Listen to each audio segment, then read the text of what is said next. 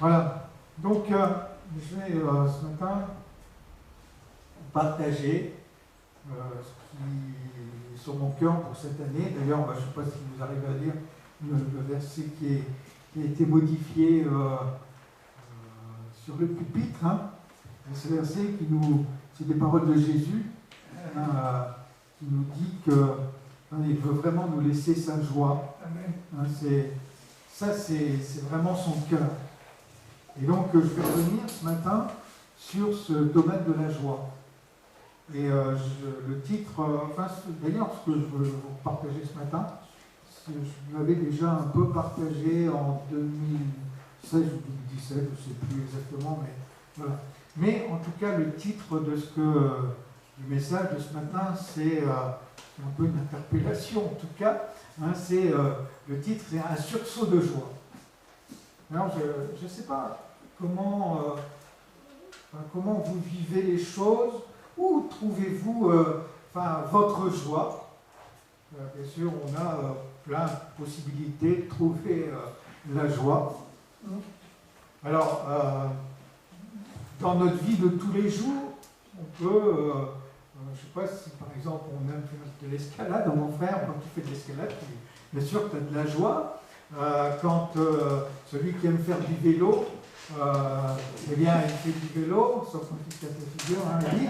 Mais voilà, sinon, bon, il a la joie, etc. Celui qui, bref, on a des choses qu'on aime, eh bien on fait des choses et puis on éprouve de la joie. Maintenant, cette joie-là, elle est basée sur bien sûr, c'est le reflet de nos émotions, de nos sentiments, j'en ai déjà parlé de tout ça. Mais cette joie-là, quelque part, elle est vraiment elle est éphémère. Quoi. Et puis, elle est aussi sujette aux circonstances de la vie, n'est-ce pas je peux être joyeux parce que les choses vont bien pour moi, ça va dans mon sens, dans ce que je désire. Et puis, voilà, il y a une peau de banane qui arrive, je perds ma joie, quoi. Parce que ça vient me contrarier. Parce que ce que je suis en train de vivre, eh bien, je n'avais vraiment pas envie de vivre ça, quoi. On peut trouver notre joie aussi dans nos relations, les uns avec les autres. Hein, on peut être bien ensemble dans nos relations. Et puis, ce matin, par exemple, au travers du chant, on parlait de s'aimer les uns les autres.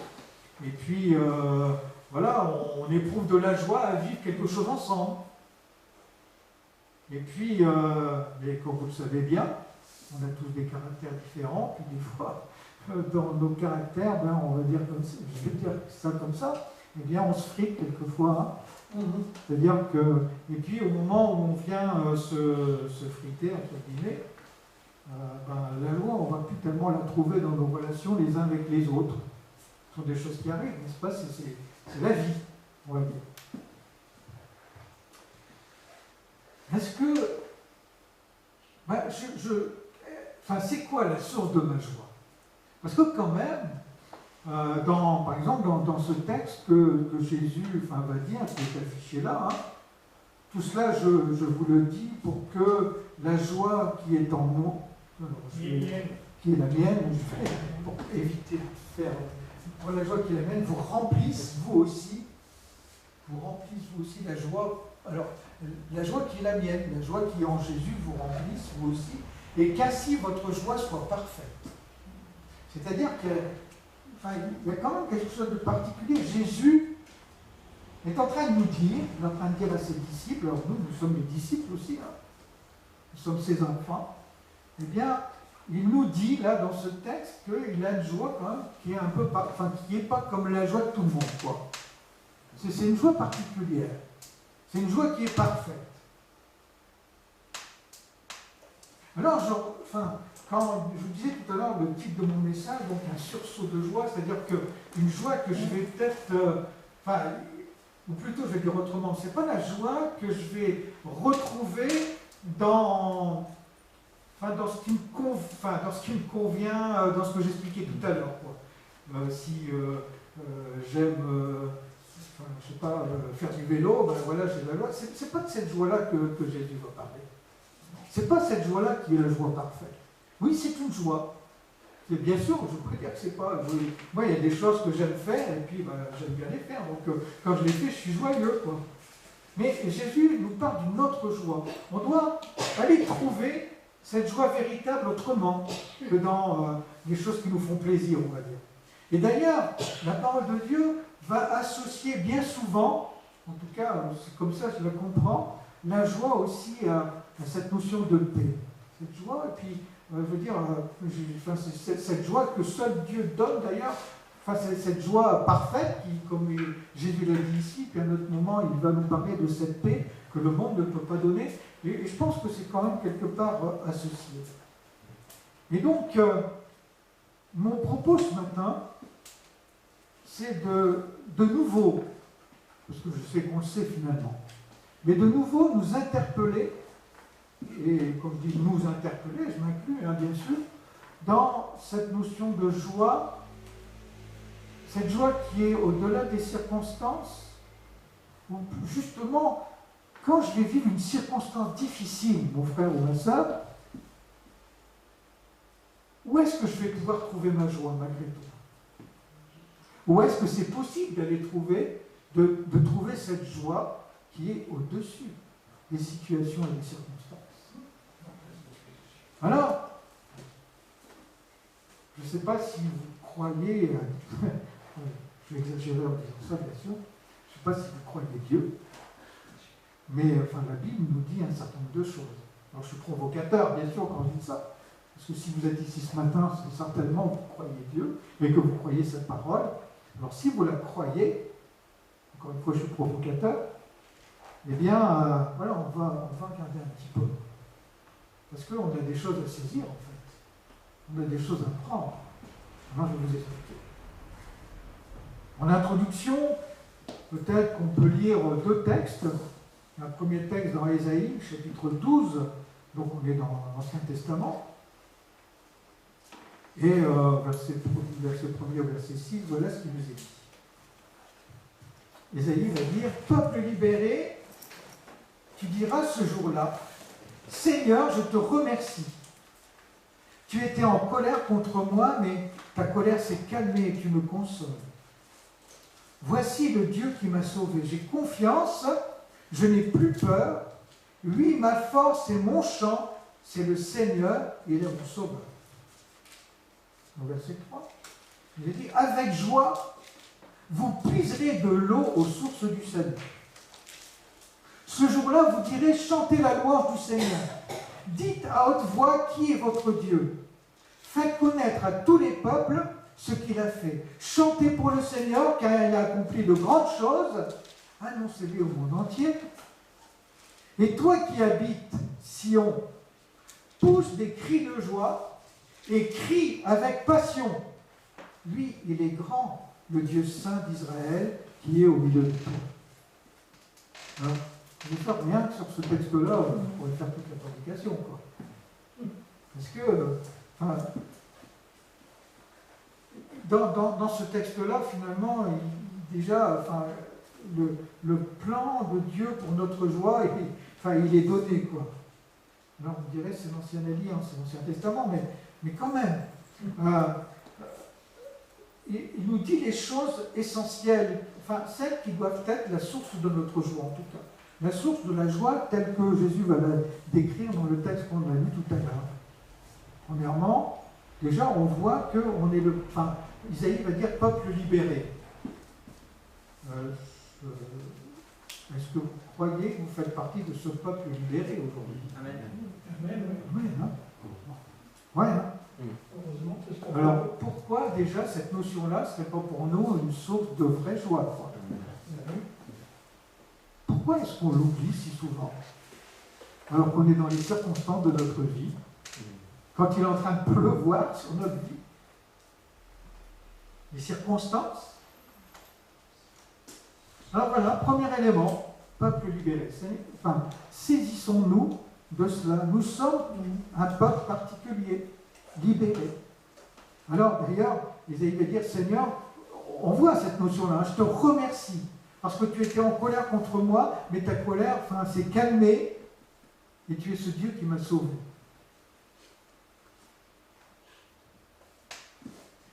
Avec tristesse, je réalise quelquefois que bien souvent, on oublie cette notion-là. Quand je dis on, je peux m'inclure aussi, bien sûr. Je suis quelquefois tellement préoccupé par les choses de la vie. C'est-à-dire que ce n'est pas normal, hein. Bien sûr qu'on a des préoccupations, mais Seigneur, tu es ce Dieu qui m'a sauvé. Ta colère contre moi, elle était juste, elle était justifiée en tout cas. Mais tu as pardonné ta colère par amour pour moi et tu m'as sauvé. Tu m'as libéré. Au verset 3, avec joie, vous puiserez aux sources du salut. On disait ça. Pourquoi est-ce qu'on ne le fait pas? Je suis en train de parler de cette notion de joie, qui n'est pas la joie du monde, qui n'est pas la joie ordinaire. Je parle de cette joie qui est parfaite.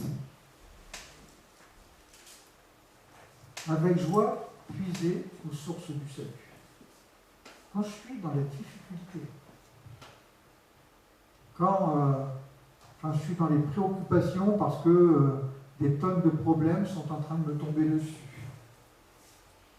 Alors forcément, je ne veux pas crier de joie, je pense que vous comprenez ce que je suis en train de dire. C'est normal qu'on soit préoccupé, c'est normal qu'on soit interpellé par notre situation, mais dans cette situation-là, frères et sœurs, est-ce que je ne suis pas au bon endroit justement pour aller puiser aux sources du salut? Est-ce que je ne suis pas au bon endroit pour me rappeler que j'ai un Dieu qui veille sur moi parce que je suis son enfant? Que même si je ne comprends pas, ou même si je suis en train de subir les conséquences de toutes ces circonstances qui sont en train de me tomber dessus, que malgré tout, Dieu a tout dans ses mains, et qu'il est ce Dieu qui veille. Est-ce que je peux saisir ça? Est-ce que, pourquoi, ou autrement, mais pourquoi je ne me saisirais pas de ça? En tout cas, Ésaïe est en train de nous interpeller quand même là. Et au verset 6, il va dire, toi qui habites Sion, pousse des cris de joie, crie avec passion. Alors, peuple de Sion, frères et sœurs, aujourd'hui nous sommes la Sion spirituelle, n'est-ce pas? Alors, pousse des cris de joie avec passion. Parce que c'est ma vie. Pousse des cris de joie parce que je suis sur le rocher, quoi. J'ai tellement confiance, j'ai tellement foi en Dieu. Alors les choses de la vie ne vont pas me détruire. Les circonstances difficiles de ma vie, elles ne vont pas me détruire parce que j'ai une confiance. Il y a ma passion d'enfant de Dieu qui est là. Je suis le peuple de Sion spirituel aujourd'hui. Ça, c'est le témoignage d'Ésaïe. Alors, j'aimerais vous donner aussi, on dirait peut-être Ésaïe, c'est un prophète, un homme. Est-ce que je peux vous donner un témoignage des anges? Est-ce que je peux, même si vous ne voulez pas, je vous le donner. Luc, chapitre 2, versets 8 à 14. Dans les champs environnants, les bergers passaient la nuit à la belle étoile et surveillaient tour à tour leurs troupeaux. Tout à coup, ils virent apparaître devant eux un ange du Seigneur, resplendissant d'une gloire divine. Alors la peur s'empare d'eux. On comprend, n'est-ce pas? Mais l'ange les rassura. N'ayez pas peur, car je viens vous annoncer une heureuse nouvelle. Écoutez bien. L'ange de l'Éternel est en train d'annoncer aux bergers je viens vous annoncer une heureuse nouvelle qui sera pour tout le peuple de Dieu un très grand sujet de joie. Frères et sœurs, est-ce qu'aujourd'hui, tu te considères comme étant le peuple de Dieu? Encore une fois, si on est là ce matin, moi je suppose qu'on considère que c'est notre cœur. L'ange dit ici quelque chose de formidable, quelque chose de fort. Il dit que, l'annonce de cette bonne nouvelle, elle est pour nous, pour le peuple de Dieu, donc elle est pour chacun de nous un très grand sujet de joie. Alors c'est quoi cette annonce? Vous la connaissez bien sûr, c'est la naissance de Jésus. Je continue le texte, cette nuit même dans la ville de David est né votre Sauveur, celui qui vous délivrera. C'est le Messie, le Seigneur, et voici comment vous le reconnaîtrez, mais vous le trouverez dans le village, un nouveau-né, enveloppé de l'ange et couché dans une mangeoire, et tout à coup, au verset 13, il dit que tout à coup apparut aux côtés de l'ange une multitude d'anges de l'armée céleste qui chantaient les louanges de Dieu et qui disaient gloire à Dieu au plus haut des cieux et paix sur la terre aux hommes qu'il aime. Ce sujet de très grande joie, qui est donc la naissance de notre Seigneur, de notre Sauveur, est celle aussi qui permet. C'est pour ça que je disais tout à l'heure que la joie, on verra après, que cette joie particulière qui est décrite par Jésus ici, cette joie parfaite, elle est associée à cette dimension de paix. Encore une fois, c'est pas la joie que je peux éprouver parce que je fais quelque chose que j'aime et puis j'ai fini de le faire, ma joie se pouf, entre guillemets, disparaît. Non, c'est cette joie qui va me permettre de vivre aussi cette paix particulière. C'est deux choses qui, à mon sens, sont associées.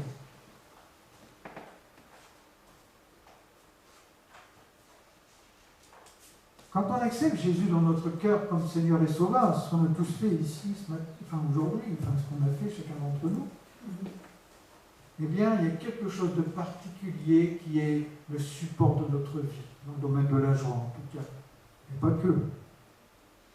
Et bien sûr, encore une fois, on vit avec toutes les circonstances de nos vies, les circonstances faciles, difficiles, mais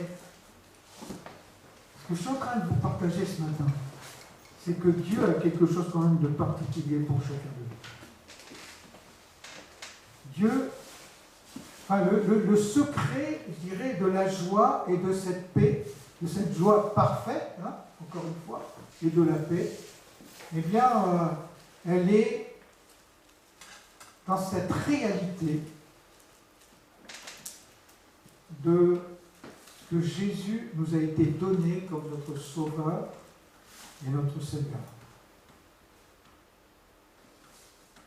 Et encore une fois, frères et sœurs, quand je regarde l'histoire, l'Ancienne Alliance, l'Ancien Testament, le Nouveau Testament d'ailleurs, mais si je prends l'exemple du Nouveau Testament, on va regarder l'apôtre Paul par exemple, c'est quand même assez particulier, mais il n'y a pas que l'apôtre Paul, mais quand on voit tout ce qu'il a vécu, encore une fois, je ne peux pas m'empêcher de penser, de réaliser, de me dire, mais combien de fois, plutôt je vais dire comme ça, combien de fois je me suis dit, qu'est-ce que j'aurais aimé être l'apôtre Paul. Vous savez, je m'arrivais de dire ça quand vous lisez les choses merveilleuses qu'il écrit, les choses merveilleuses qu'il a accomplies.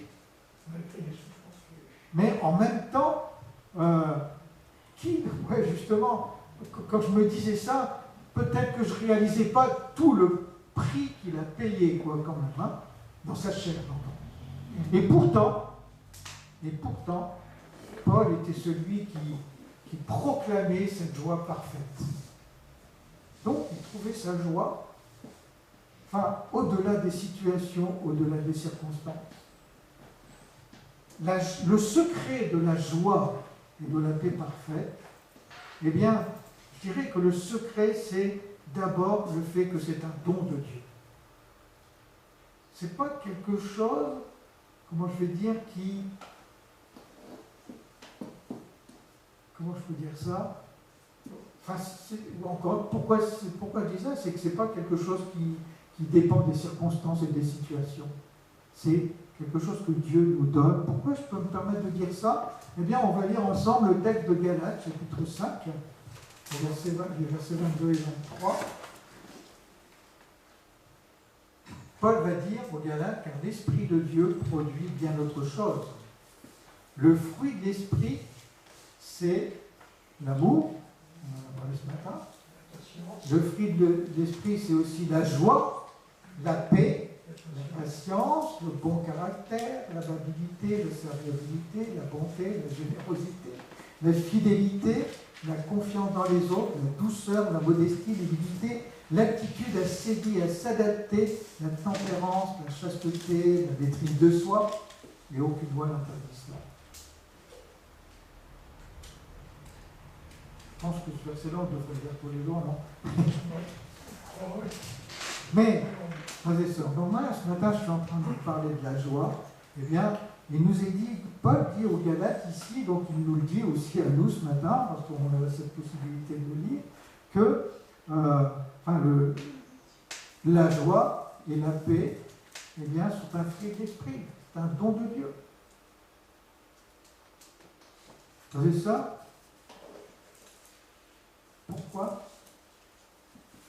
on ne prendrait pas ce don de Dieu? Pourquoi?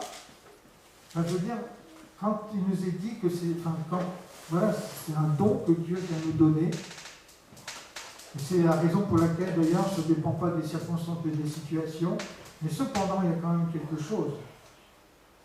Et il me semble, ce que je vais vous dire là maintenant, c'est quand même fondamental, mais en même temps c'est tellement simple, c'est un peu comme la palisse, quoi. Un don. Dieu me donne quelque chose, si je ne le prends pas, je ne l'ai pas. Frères et sœurs, ce don que Dieu nous donne, il faut qu'on prenne. Cette joie parfaite que Dieu nous donne, il faut qu'on prenne. Peut-être vous allez me dire, parce que moi je suis comme vous, hein. Je veux dire, encore une fois, quand tout va bien, c'est tellement facile pour moi de dire, voilà, je suis dans la joie, c'est le don de Dieu, je l'ai pris, tout va bien, quoi. Mais quand je suis dans la difficulté, est-ce que le don que Dieu m'a donné, je le laisse de côté?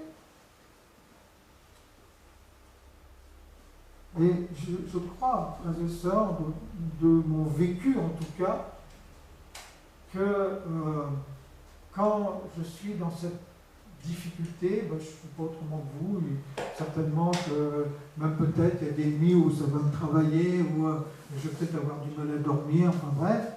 Mais, frères et sœurs, la joie parfaite, don de Dieu, bien, elle existe toujours malgré tout. Et donc, dans cette situation-là, je peux me laisser dominer par toutes mes émotions, par toutes les circonstances de la vie, me laisser écraser, ou je peux aussi faire le choix de me saisir de ce don que Dieu me donne.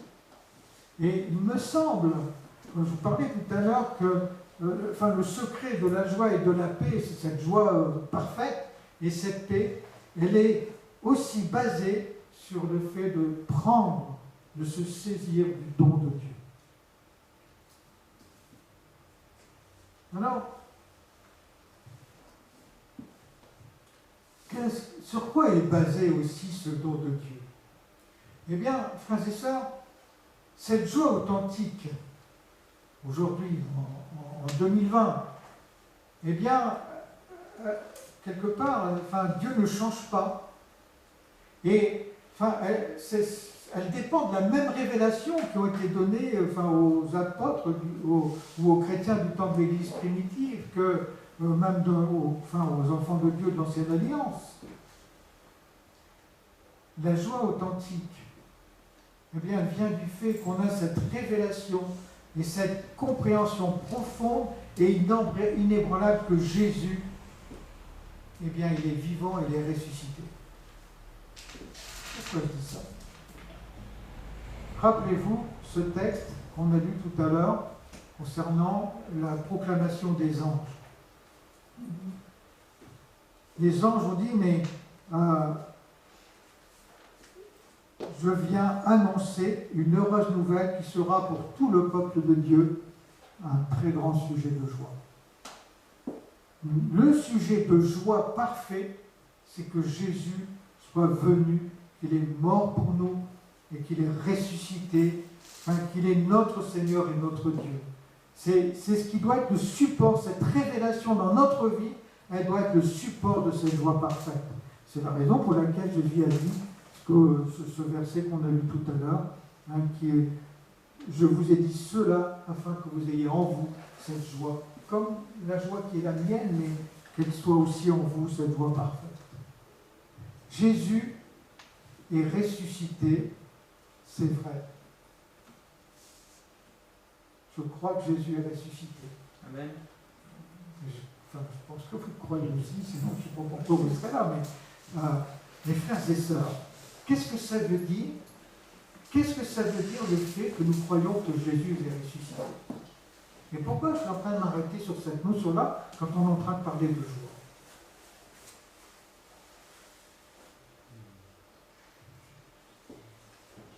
Parce que ça change tout, frères et sœurs. Enfin, ce qui me concerne en tout cas.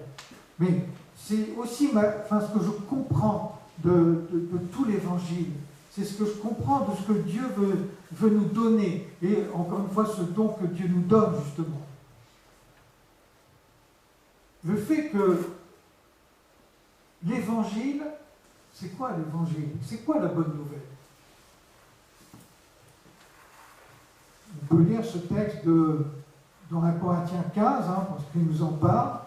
Je vais juste lire, je ne vais pas tout vous lire les versets que j'ai notés, mais je vais juste vous lire quelques versets. Et puis je vais aller un peu plus loin. Mes frères, laissez-moi vous rappeler la bonne nouvelle. On est en train de parler de la bonne nouvelle. Cette bonne nouvelle que je vous ai annoncée et que vous avez acceptée, à laquelle vous demeurez fidèlement attachés. C'est sur elle que votre foi repose. Elle sera aussi l'instrument de votre salut si vous retenez intégralement le message tel que je vous l'ai annoncé. Autrement, vous auriez cru en vain. On peut croire, c'est rien, c'est ça qu'il dit. Quoi. Rappelez-vous donc ce que je vous ai transmis. Voilà, c'est là où il me semble que c'est important quand on est en train de parler de cette notion de joie, le support de notre joie. Je répète donc. Rappelez-vous donc ce que je vous ai transmis avant tout comme enseignement fondamental. Donc, ce qui est vraiment le fondement, ce qui est le plus précieux. Et on va dire ce que j'avais moi-même reçu, alors ce fondement c'est quoi? Eh bien c'est le fait que Christ est mort pour nos péchés, conformément aux prophéties des Écritures, qu'il a été mis au tombeau et qu'il est ressuscité le 3e jour, comme l'avaient prédit les Écritures, etc. etc.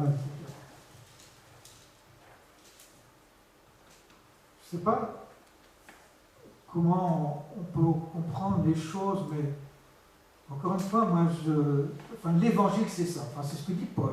Moi je suis d'accord avec lui. Parce que si Jésus n'était pas venu, s'il n'était pas né dans cette étape, s'il n'était pas allé jusqu'à la croix, s'il n'était pas mort, s'il n'était pas ressuscité, eh bien, on n'aurait plus de raison d'être là de toute façon ce matin. Ce serait fini pour nous, quoi. Mais parce que Jésus est venu, parce qu'il est mort et parce qu'il est ressuscité, alors il y a quelque chose d'autre qui s'ouvre devant nous. Et le fondement de notre joie, frères et sœurs, il me semble, en tout cas c'est la mienne. Le fondement de ma joie, frères et sœurs, le fondement de ma joie, don de Dieu, parce que Jésus s'est donné. Et aujourd'hui, comme on l'a lu tout à l'heure dans Galates, le fruit de l'esprit, mais pourquoi est-ce qu'aujourd'hui on est au bénéfice du fruit de l'esprit qui nous donne cette joie comme un don, et puis cette paix parfaite comme ce don? Eh bien, c'est parce que dans le Saint-Esprit, Jésus ressuscité peut vivre en chacun de nous. Tout à l'heure, Élie nous parlait de cette notion où est-ce qu'on peut accomplir la loi. Dans notre humanité, frères et sœurs, on se rend compte tous qu'on est tellement limité, frères et sœurs. Hein. Mais, gloire à Dieu, de ce que Jésus prend les choses en main, parce qu'il dit, voilà, je viens écrire dans vos cœurs la loi. Et cette dimension d'amour, comme le disait Élie, tout seul, on est incapable de la vivre. Mais par la grâce de Dieu, par l'action du Saint-Esprit qui vient écrire dans nos cœurs, on est rendu capable. Enfin, on est dans un cheminement qui nous amène à ressembler de plus en plus à Jésus. Et pour revenir donc à cette notion de joie, c'est ça. Parce que là, tout à l'heure, je vous disais plutôt que le thème, le titre de mon message, c'est un sursaut de joie. Et quelque part, c'est un encouragement que je veux me redire à moi ce matin, mais aussi, je veux vous transmettre, frères et sœurs, c'est que on a notre vie sur la terre, avec toutes ces problématiques, avec toutes ces limites. Et frères et sœurs, quand Jésus est venu pour notre salut, il est à la croix, il est mort. Mais, si Jésus était mort et qu'il s'en était resté là, ce serait terminé quelque part. Mais vous savez, frères et sœurs, Jésus n'est pas resté mort, il est ressuscité. Comment est-ce qu'on pourrait ne pas croire ça, quoi? Ou si on ne croit pas à ça, alors à ce moment-là, on peut être désespéré. Mais frères et sœurs, Jésus est ressuscité. Qu'est-ce que ça veut dire? Frères et sœurs, Jésus est ressuscité. Quand la résurrection de Jésus nous parle de notre éternité. Et ce que je comprends de la parole de Dieu et ce qui est le support de ma joie, frères et sœurs, et je crois que ce que Jésus dit, quand il nous parle de cette joie parfaite, et ce que la Bible nous dit, ce que le Nouveau Testament nous dit, ce don particulier de Dieu, où par le Saint-Esprit, il nous est communiqué ce don de Dieu, ce don qu'on doit prendre, frères et sœurs, eh bien c'est la révélation en même temps de notre éternité à nous aussi. Autrement dit, ma joie, plus que de dépendre des circonstances de ma vie terrestre, eh bien je la trouve dans ma vie éternelle. Je ne sais pas si je me fais bien comprendre. Mais mon interpellation ce matin, je dirais plutôt l'interpellation de Dieu quand même. En tout cas, c'est ce que moi je comprends de cette parole. C'est que si tu vis que pour ta vie terrestre, ben tu es le plus misérable des hommes ou des femmes, et puis effectivement, tu vas t'écraser par les circonstances de ta vie quand elles vont te tomber dessus, tu vas être joyeux quand tu vas vivre ces choses joyeuses, puis ça c'est notre vie terrestre. Mais si c'est seulement ça ton espérance, je ne sais pas comment tu peux vivre avec cette joie parfaite que Jésus nous donne. Quand l'apôtre Paul était en prison, alors qu'il était en train de chanter les louanges, je ne sais pas ce qu'on aurait fait à sa place, hein. Mais c'était quoi la joie qui était en eux, Paul et Silas, dans cette prison, alors qu'ils pouvaient chanter et louer Dieu dans ces circonstances?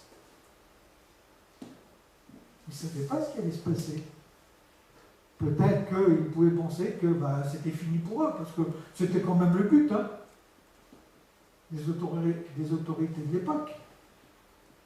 Eh bien, leur espérance, elle était dans la mort et la résurrection de Jésus. Leur espérance, elle n'était pas seulement basée sur leur vie terrestre, il y avait tellement quelque chose de plus. Frères et sœurs, ce que je suis en train de vous dire ce matin, c'est que notre joie, nous qui sommes enfants de Dieu, on ne vit pas seulement pour notre vie terrestre. On vit parce qu'on a la perception de l'éternité. On vit parce qu'on sait qu'on va vivre l'éternité dans la présence de Dieu. On sait aujourd'hui, effectivement, cette joie parfaite, cette paix parfaite. Jésus va dire que moi je vais vous donner la paix que le monde ne peut pas vous donner. La paix que Dieu peut donner, qui ne dépend pas des situations, qui ne dépend pas des circonstances. C'est impossible de la trouver dans notre humanité. Il faut qu'on aille la chercher ailleurs. Si tu vis ta vie sur la terre seulement en pensant à ce que tu vis, seulement en travaillant pour te nourrir, parce qu'il faut le faire, bien sûr, et je ne dis pas qu'il ne faut pas le faire. Mais ce que je suis en train de vous dire, frères et sœurs, ce matin, c'est que si moi, l'enfant de Dieu, eh bien, je vis pour mon éternité en premier, c'est ça qui va remplir ma vie, en fait. Ça ne veut pas dire que je ne vais pas vivre le reste, parce que notre humanité, on va la vivre, bien sûr. Et notre vie sur la terre, on va la traverser, mais à ce moment-là, on va la vivre comme des étrangers, c'est ce que nous dit la Bible aussi. Ce que je suis en train de vous dire ce matin, c'est ça. C'est qu'on a besoin pour vivre, pour trouver, pour avoir cette assurance et cette espérance, pour traverser notre vie, cette vie charnelle, terrestre. Eh bien, ma vie, elle est basée, je vis aujourd'hui ma vie avec la perception de l'éternité. Comment je vais dire ça? Je ne sais pas comment dire. L'éternité, pour moi, c'est plus important que ma vie terrestre. Je ne sais pas comment dire. Alors je le dis comme ça. Je crois que c'est ce que Dieu désire qu'on saisisse.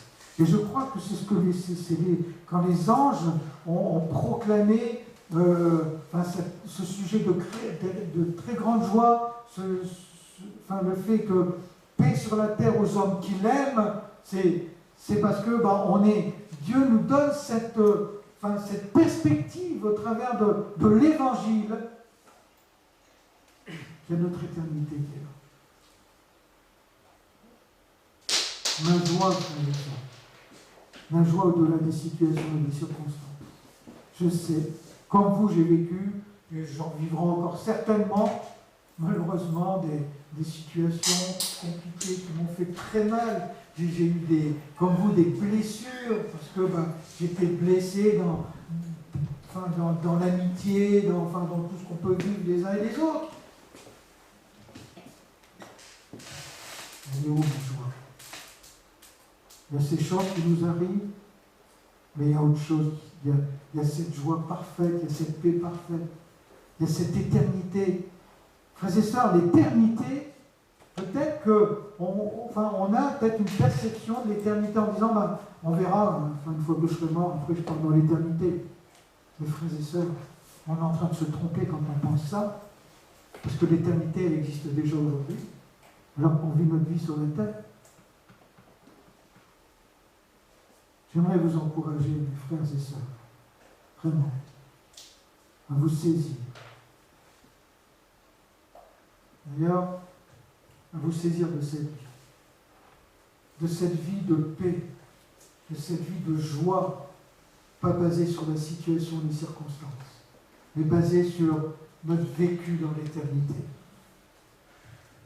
Dans Jean, chapitre 14, verset 25, je terminerai là-dessus. Jésus va dire à ses disciples, je vous dis tout cela pendant que je suis encore parmi vous, mais le conseiller, l'Esprit Saint que le Père enverra de ma part, vous enseignera toutes choses et vous aidera à les comprendre. Il vous remettra en mémoire tout ce que moi-même je vous ai dit. Je pars, mais je vous laisse la paix. C'est ma paix que je vous donne. Pas la cause, n'importe quelle paix. C'est ma paix. Et Jésus va dire, ce cadeau, n'a rien de commun avec ce monde. Ce cadeau n'a rien de commun avec ce que le monde peut donner. Il veut dire, c'est pourquoi cessez d'être inquiets et ne vous laissez pas tromper. Bannissez toute crainte de vos cœurs. Les sœurs, je s'autorise à ne pas me croire. Je suis un être humain, je peux me tromper. Mais croyez ce que Jésus dit. Les sœurs, le secret de la joie authentique, cette joie parfaite, encore une fois, eh bien, cherchez-la, frères et sœurs, parce qu'il faut la prendre. Prenons-la, frères et sœurs, dans cette révélation que notre vie sur la terre n'est qu'une poussière, mais qu'à partir alors qu'on est sur la terre, on vit déjà dans la pensée de l'éternité. Je comprends, en ce qui me concerne moi, alors je ne sais pas, je ne peux pas me mettre à votre place, mais en ce qui me concerne, je réalise tellement que si je n'ai pas cette perception de cette vie éternelle dans la présence de Dieu, la misère, mais ma vie, quelle tristesse. Mais je n'ai pas cette tristesse, frères et sœurs, de ma vie sur terre, parce que ma vie sur terre, eh bien, je sais qu'elle est prolongée dans l'éternité. C'est ma perception, mais je crois que c'est la perception de tout enfant de Dieu. Cette révélation qui me donne l'assurance certaine du regard de Dieu sur ma vie et qui me conduit à vivre pour lui, qui me conduit à vivre dans l'intimité de sa présence. Je trouve ma joie dans l'intimité de sa présence. Alors, parce que Jésus est ressuscité, ça vaut le coup. Ça vaut la peine la consécration, vivre dans la sanctification, vivre selon la parole de Dieu avec confiance, mais aussi avec courage, l'apôtre Paul, par exemple.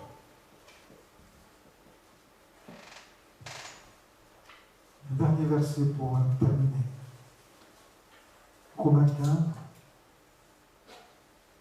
15, verset 13, nous est dit ceci, que Dieu, l'auteur de l'espérance, l'auteur de mon espérance, celui qui est la source de mon espérance.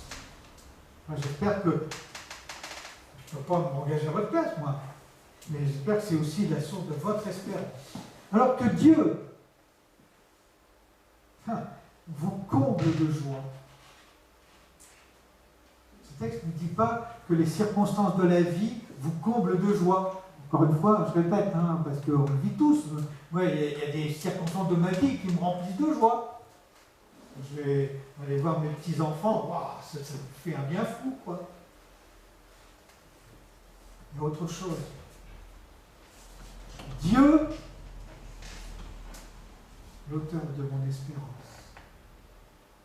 là où est la source, eh bien que Dieu vous comble de joie et de paix.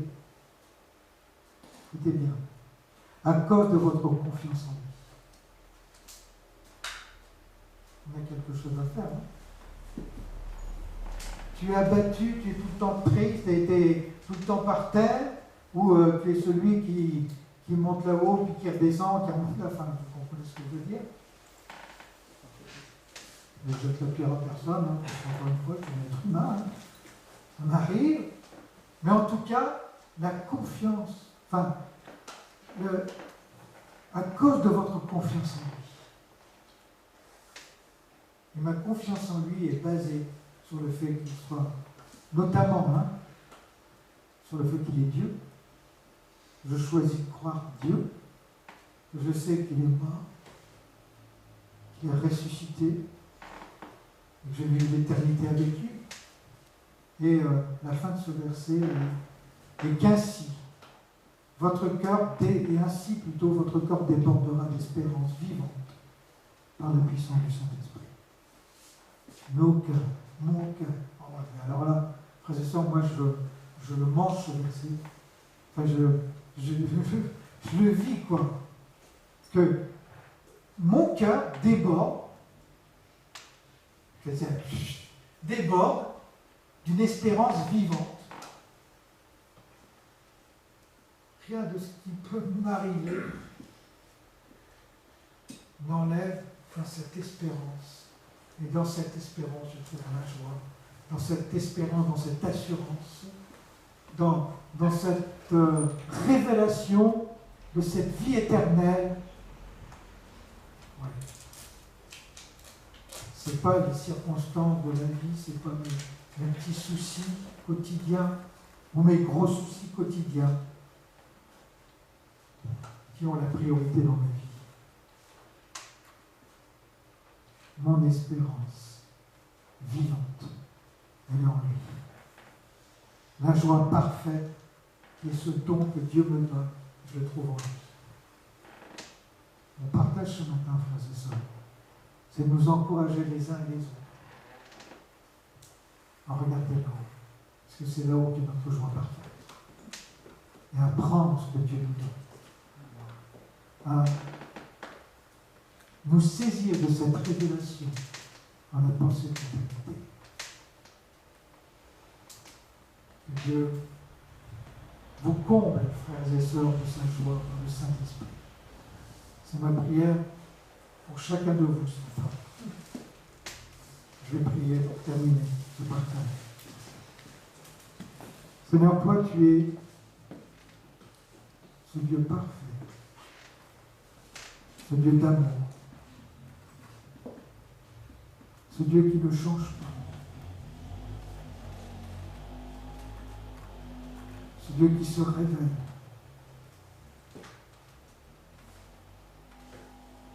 ce Dieu qui nous aime. Seigneur, tu as vraiment pour chacun de nous ce projet de bonheur et non le projet de malheur, comme il est écrit dans ta parole. Seigneur, ce projet de bonheur qui n'est pas limité à notre vie sur terre, mais qui commence aujourd'hui pour aller jusque dans l'éternité. Seigneur, je te prie ce matin, pour que tu puisses écrire dans chacun de nos cœurs,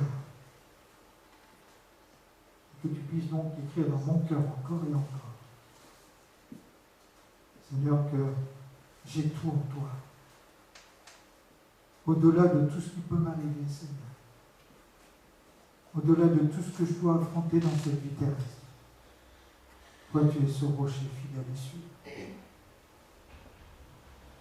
Et, Seigneur, ce rocher fidèle et sûr que tu es, qui m'assure cette joie parfaite, cette paix parfaite, ne finira jamais. Seigneur, garde-nous dans ces pensées. Garde-nous dans ces pensées. Garde-nous dans ces pensées. Et fais ton œuvre en chacun de nous. Je te prie ce matin. Et je te dis merci au nom de Jésus. Amen. Amen. Soyez bénis, frères et sœurs. Rendez-vous mardi.